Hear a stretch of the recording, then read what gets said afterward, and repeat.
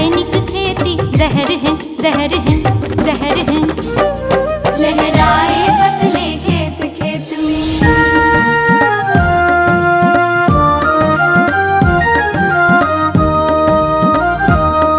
हम करेंगे जैविक खेती जो पौधों को जीवन देती, सबको सात्विक अन्न मिले, स्वस्थ बने मन खिले खिले। नए युग के लिए नई खेती, यह शाश्वत यौगिक खेती।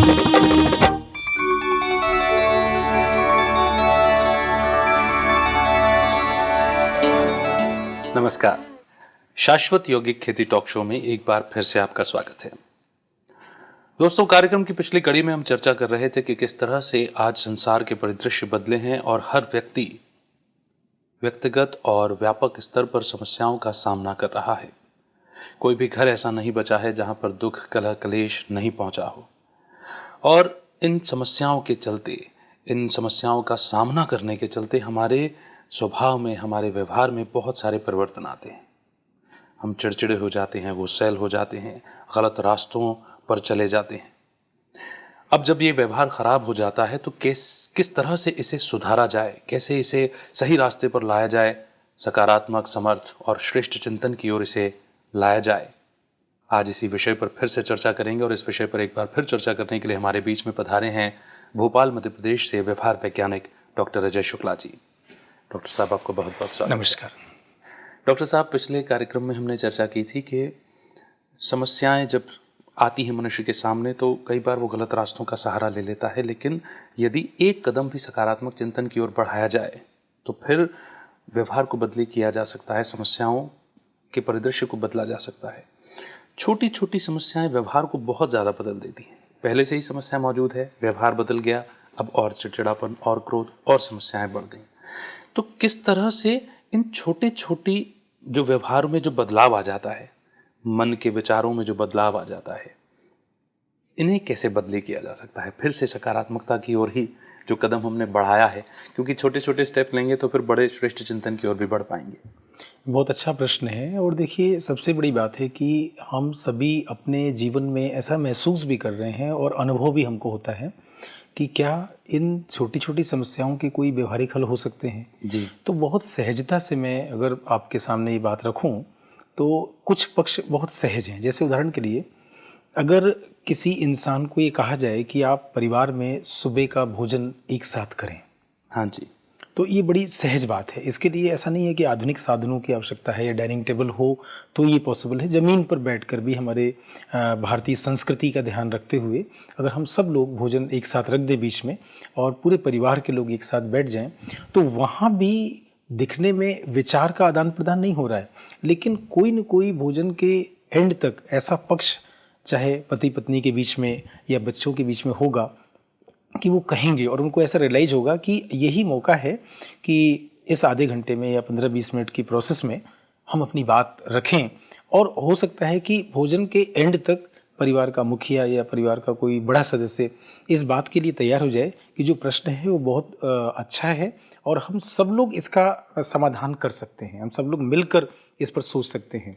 तो एक छोटी सी टिप्स दिखने में थोड़ी सी कठिन हो सकती है। चलिए, अगर ये बात निकल के आती है कि हम सुबह का भोजन साथ में नहीं कर सकते हैं जी, शाम का कर लें जी, ऑफिस के या अपने अपने कार्य अवधि या बच्चों को पढ़ने के लिए जाना है, समय में थोड़ा सा अंतर हो सकता है जी। लेकिन रात का भोजन अगर एक साथ किया जाए हाँ तो जी। दिन भर के आपस के या समाज के साथ जितने भी इंटरेक्शंस हो रहे हैं उस पर एक छोटी सी चर्चा रात को हो सकती है। जी। भोजन मैंने इसलिए कहा कि और कोई कारण हो कि हम मीटिंग करना चाहते हैं, आपस में बातचीत करना सकते हैं, लेकिन उस समय क्या होगा कि कोई सदस्य इंटरवेंशंस करने से या जुड़ने से डर सकता है कि भाई आखिर दादाजी ने क्यों शाम को बैठने के लिए बोला है, हमको नहीं बैठना है या मुझे पढ़ाई करनी है, या दूसरा इंसान बोल सकता है मेरे को किसी से मिलने जाना है।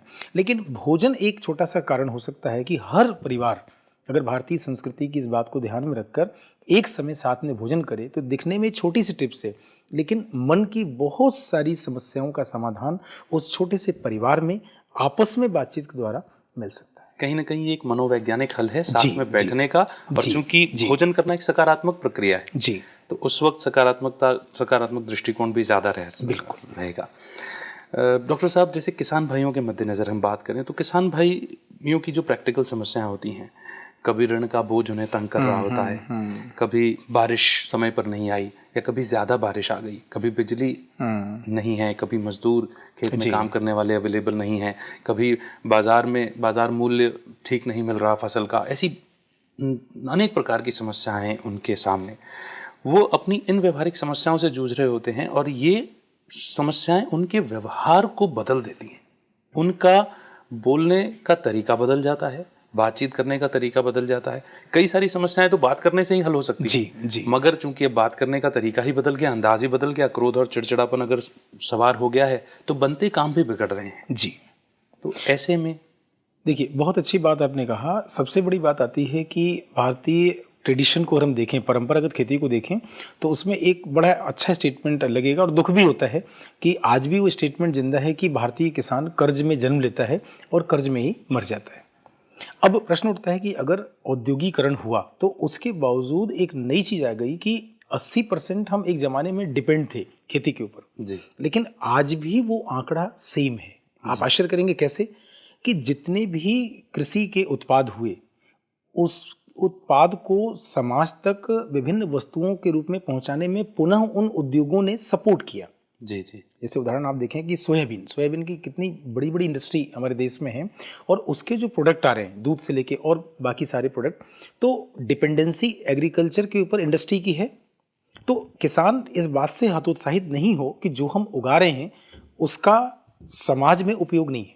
कृषि वैज्ञानिकों के बीच में भी जब हम चर्चा करते हैं तो ये एक मनोवैज्ञानिक सपोर्ट हम उन्हें देते हैं कि आप अगर इन किसानों तक पहुंच रहे हैं तो हमारी बात उन तक पहुंचाइए। और उसमें एक सबसे ज़रूरी बात है कि जो कुछ भी वो उगा रहे हैं इस राष्ट्र के या अन्नदाता के रूप में उनकी भूमिका है, और वो फसलों को एकल प्रोसेस में काम नहीं करें। एकल प्रोसेस में इसलिए कह रहा हूँ कि अगर किसी किसान ने कोई उत्पादन किया या कोई फसल लगाई तो वो एक पर डिपेंड हो जाते हैं। जी, खेती के साथ साथ में बहुत बड़ी आवश्यकता है और ये राष्ट्रीय स्तर के कई अनुसंधान में निकल के बात आई है कि खेती के साथ में अगर पशुधन, मैं पशु के साथ में धन शब्द जोड़ रहा हूँ, पशुधन को अगर हम संलग्न करेंगे तो आप देखेंगे कि दूध का उत्पादन अगर उनके घर में होता है तो दूध का व्यवसाय वो भले ना करें लेकिन इतना पैसा उनको मिल जाएगा कि जो रेगुलर परिवार को चलाने के लिए नियमित खर्चे हैं वो निकाल लेंगे।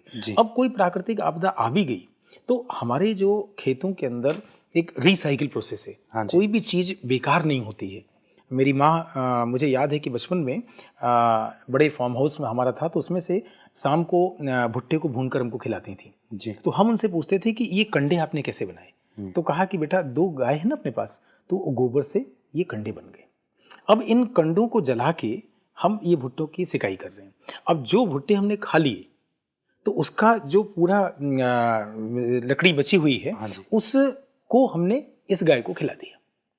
अब इस गाय को खिलाया, उपवन बना, कंडे बने, ये इसमें जला और इस राख को फिर से इस फसल में हम डाल देंगे। मतलब जो कुछ भी रिसाइकिल प्रोसेस हुई जी, पेड़ पौधों की रक्षा से लेके और उसके आखिरी उत्पाद को उपयोग करने तक, आप आश्चर्य करेंगे कि यौगिक और शाश्वत जो खेती की प्रोसेस चल रही है इसमें कई लोगों को हमने व्यक्तिगत सलाह गांव में जाके दी कि अगर आप एक पॉलीथीन के पैकेट को बिछा के उसमें गाय के जो गोबर है उसमें जितना भी गूगल वगैरह या जो हम हवन सामग्री मिला के उन कंडों को बनाएं और अच्छा शेप दे दें तो आप आश्चर्य करेंगे कि कई लोगों ने इसके माध्यम से हम दूसरे देशों को एक्सपोर्ट कर रहे हैं कंडे।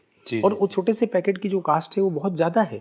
तो अभी जो समय आ गया है वो केवल एक पक्ष में डिपेंड नहीं हो बल्कि हम बाई प्रोडक्ट पर जाने का प्रयास करें। देखने में ये बाई प्रोडक्ट बड़ा अंग्रेजी का एक टर्म है, लेकिन बाई प्रोडक्ट पर जाके हम देखेंगे तो केवल गाय का दूध नहीं, उसके सारे संसाधन, खेती में केवल फसल नहीं, उसका चारे से लेके सारे का उपयोग हम कैसे कर सकते हैं। और अब तो बहुत सारे कृषि वैज्ञानिकों ने इस प्रकार का सपोर्ट दिया, कई कार्यक्रम भी उन तक पहुंच रहे हैं।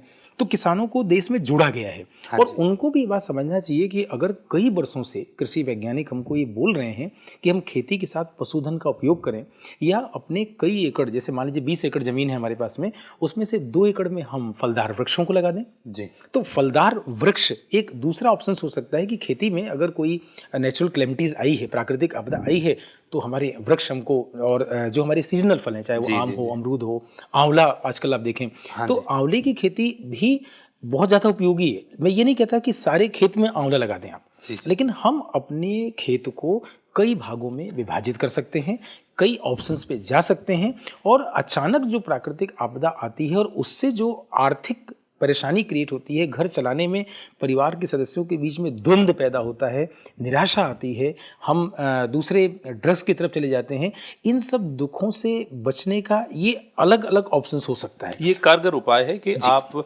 वर्तमान बदलती परिस्थितियों के हिसाब से एक ये ऑप्शन भी निकाल करके रखें, जी। क्योंकि किसान के उगाए हुए उत्पाद की प्रोसेसिंग ही तो बिजनेसमैन करते आ रहे हैं। और अगर किसान भाई खुद भी थोड़ा सा जागरूक होकर के अपने प्रोडक्ट्स की प्रोसेसिंग करने लग जाएं, या फिर जिस तरह से आपने जो पूरक बात कही पशुपालन पशुधन के साथ में दुग्ध उत्पादन की, वो ऐसे संकट के समय में, आर्थिक संकट के समय में एक सहारा हो सकता है। और कम से कम अगर आप इस आर्थिक संकट से जूझने के लिए तैयार हैं तो कम से कम व्यवहार में बदली नहीं होगी।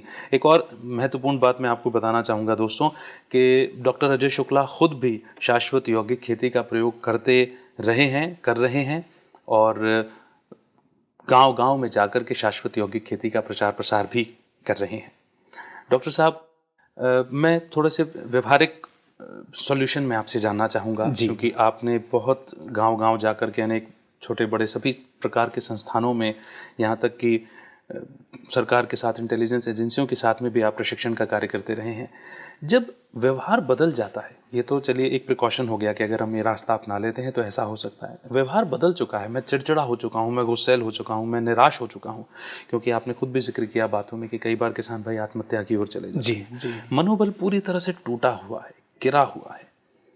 ऐसे में वो एक आशा की किरण या वो आत्मनिश्चय कि मैं ही वो हूँ जो इन परिस्थितियों को बदल सकता हूँ, मैं ही वो हूँ जो कैसी भी समस्या आ जाए तो क्या हुआ, उसका ताला जरूर होगा। ये विश्वास, ये निश्चय कैसे आ सकता है? क्योंकि जहाँ तक व्यवहार की बात है, व्यवहार से बड़ी से बड़ी समस्याएं सुधर जाती हैं, लेकिन अगर व्यवहार ही बिगड़ गया खुद का तो मैं समस्या उत्पन्न करता जा रहा हूँ अपने जीवन में। इसका हल क्या है? देखिए, बहुत व्यक्तिगत और सामाजिक प्रश्न भी है, और परिवार के टूटन को बचाने के लिए ये बात बहुत उपयोगी हो सकती है। एक छोटा सा मैं उदाहरण आपको दे रहा हूँ। मान लीजिए कि एक किसान है और उसकी तीसरी क्लास में पढ़ने वाली बच्ची शाम को आती है और अपने पिता से कहती है कि मुझे अच्छे स्कूल में आपने दाखिला दिला दिया है, अगर ये फीस 5 तारीख तक नहीं जमा की गई तो मुझे इसका स्कूल से निष्कासित कर दिया जाएगा। जी। अब वहाँ किसान अर्थात उस बच्ची के माता पिता के पास में क्या ऑप्शन है? जी। आर्थिक दबाव और आर्थिक दुख वो झेल रहे हैं। मैं छोटा सा एक और उदाहरण आपको दे दूं कि मेरे पिताजी ने एक व्यक्तिगत संदर्भ मुझे दिया कि जब वो पढ़ाई कर रहे थे और हाई स्कूल में उनके शिक्षक ने कहा कि इस तारीख को आपको फीस जमा करनी है, और जब उन्होंने अपने पिताजी से अर्थात मेरे दादाजी से बोला तो मेरे दादाजी ने उनको जवाब दिया था कि आप जाके शिक्षक से कह देना कि खेत में गन्ना लगा दिया है, गन्ने की फसल बढ़ेगी, गन्ने की कटाई होगी, कटाई के बाद में गुड़ बनेगा, और गुड़ जब बाजार में बिक जाएगा और जो धन मिलेगा उस समय वो फीस जमा कर देंगे। जी। अब ये परिदृश्य आज से 50-60 साल पहले का है। हाँ जी। उस समय जो मानवीय संवेदनाएं थी, मानवीय व्यवहार था, वो सतो प्रधान अगर हम कहें तो ज्यादा उपयुक्त होगा। सतो से रजो वाली स्थिति और अब तमो वाली स्थिति। जी। अब सतो रजो तमो के बीच में आज हमारे पास विकल्प, तो अगर एक बच्ची को ये बात एक किसान कह दें जो आज से 60 साल पहले कही गई थी, तो वो प्रायोगिक तौर पर एक्सेप्टेंस में नहीं आएगी, स्वीकार योग्य नहीं है। बच्चे ही भी स्वीकार नहीं कर पाएगी। पहले तो बच्चे भी स्वीकार कर लिया करते थे, सुन लिया करते थे। जी।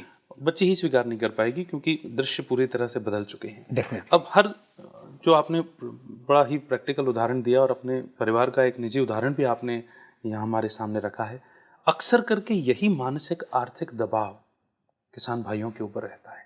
मैं आपको बहुत बड़ा सपोर्ट यहाँ देता हूँ कि अगर मनोवैज्ञानिक आधार पर वो पिता छोटा सा काम करें कि उस प्रश्न को सुनने के बाद उस बच्ची को खुशी के मारे गोद में उठा लें। गंभीर उत्तर वहां नहीं है, लेकिन ये जो सहज व्यवहार है, क्योंकि उनके दिमाग में ये बात आना चाहिए कि जन्म मैंने बच्ची को दिया है और ये अपने भविष्य की फिक्र को करते हुए अर्थव्यवस्था को अर्थात उस फीस को मुझसे मांगने का प्रयास कर रही है। जी। आज आधुनिक समाज में उनके पास तमाम दुख है, परेशानी है, उसके बावजूद अगर वो बच्ची को गोद में उठा लें और बोले बेटा मैं बहुत जल्दी तुम्हारी फीस जमा कर दूंगा, तो ये जो बच्चे के मन तक माता पिता से संस्कारगत जो दुख पहुंचता, एक तो उससे रक्षा हो गई। हाँ जी। परिवार में एक बच्चा विचलित नहीं हुआ, माँ को अपनी आंखों को नम नहीं करना पड़ा और पूरा परिदृश्य बदल गया।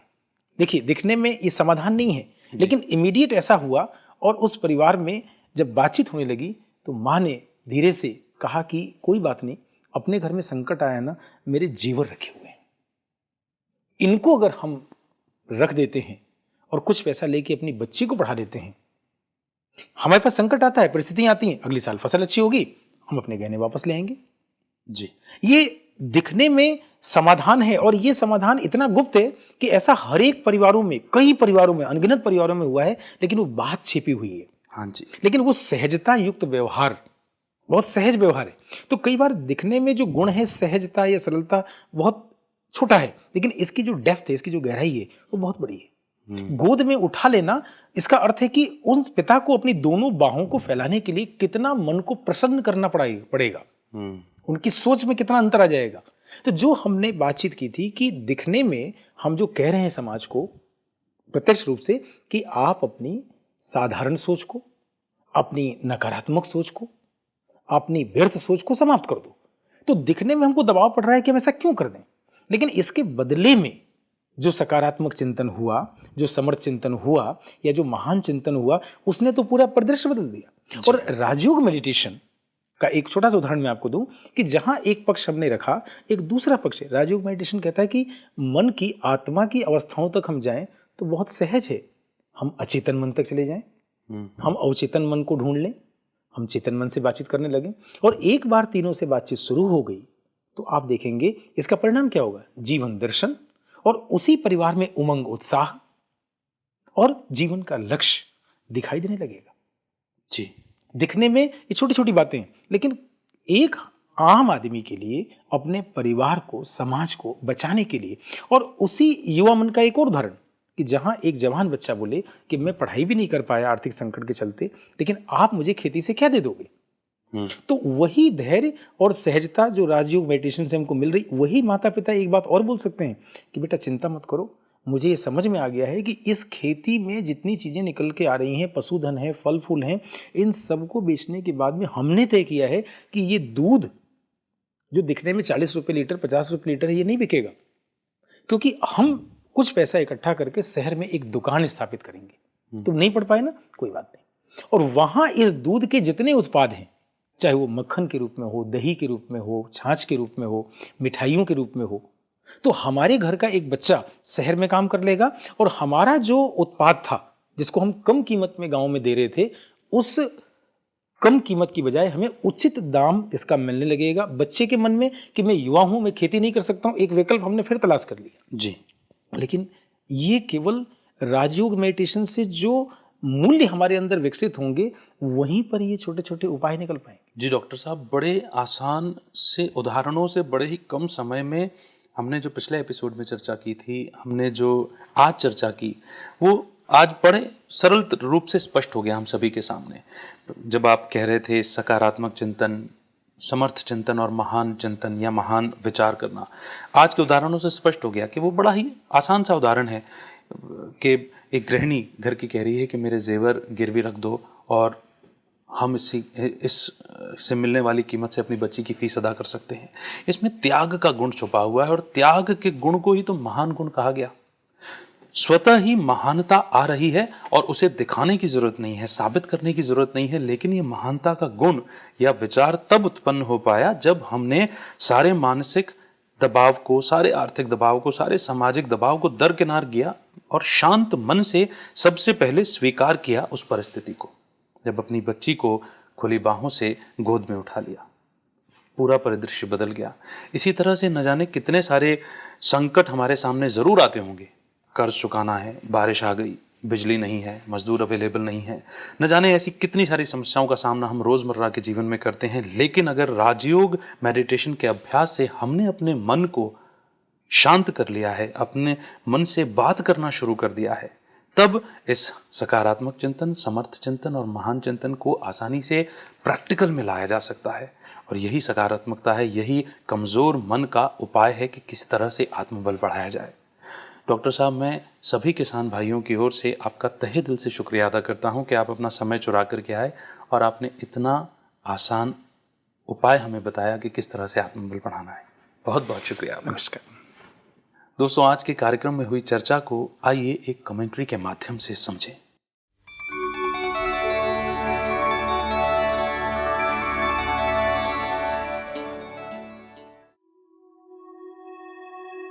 सारा दिन में चलते फिरते, लोगों से मिलते,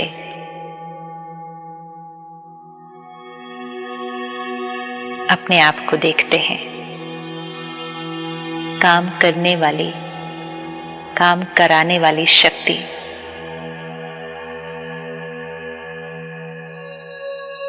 वो मैं आत्मा हूं।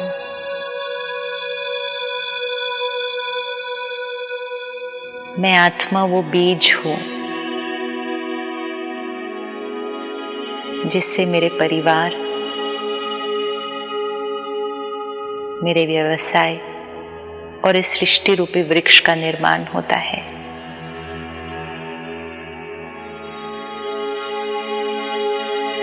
मैं आत्मा वो बीज हूं।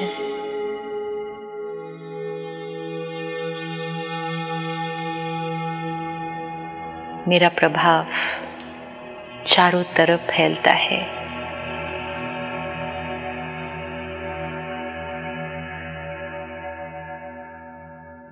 आज सारा दिन में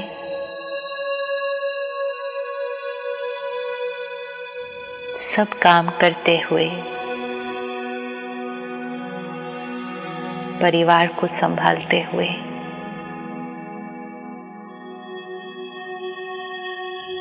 बस ये ध्यान रखना है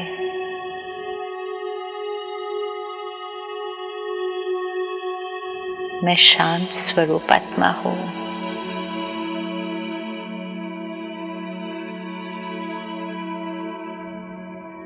मेरी हर सोच साफ, शुद्ध, प्यार और शक्ति से भरपूर मन रूपी बीज को शक्तिशाली बनाना,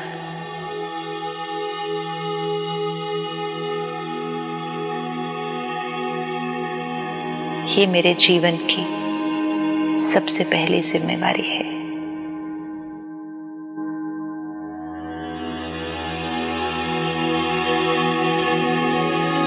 ओम शांति।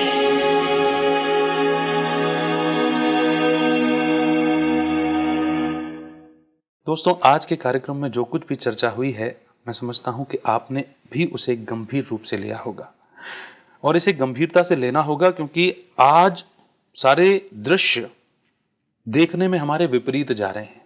सारी परिस्थितियां प्रतिकूल नजर आ रही हैं, लेकिन इन प्रतिकूल परिस्थितियों को यदि अनुकूल बनाना है, अपने पक्ष में लाना है, तो फिर इस चिंतन को एक बार फिर दोहराइएगा। आज के कार्यक्रम में बस इतना ही। कार्यक्रम की अगली कड़ी में नए विषय और नए विशेषज्ञ के साथ आपके बीच में उपस्थित होंगे। तब तक के लिए दीजिए इजाजत, रखिए अपना बेहतर ख्याल और करते रहिए सकारात्मक चिंतन। नमस्कार।